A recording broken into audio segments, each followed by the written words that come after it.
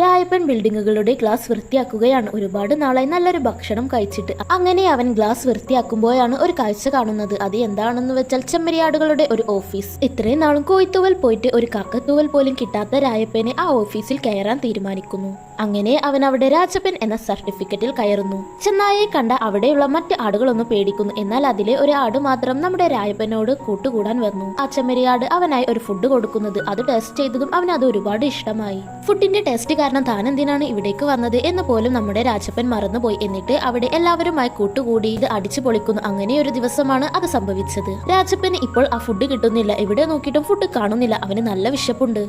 തന്റെ ഓഫീസിലുള്ള ആടുകളെ തിന്നണ്ട എന്ന് കരുതി ലിഫ്റ്റിൽ കയറിയപ്പോൾ ദേ ആ ലിഫ്റ്റിൽ തന്നെ എല്ലാ ആടുകളും കയറിയിരിക്കുന്നു. വിശന്ന പിന്നെ നിങ്ങളല്ലാതാകും എന്ന് പറഞ്ഞതുപോലെ രാജപ്പൻ അവിടെയുള്ള ആടുകളെ തിന്നാൻ ശ്രമിക്കുന്നു. ഇത് കണ്ടുകൊണ്ടാണ് അവിടേക്ക് നമ്മുടെ ബോസ് ഡോഗ് വരുന്നത്. ഇത് കണ്ടയുടനെ തന്നെ രാജപ്പനെ പെട്ടിയും കിടക്കയും എടുത്ത് പുറത്താക്കി. അങ്ങനെ നമ്മുടെ രാജപ്പൻ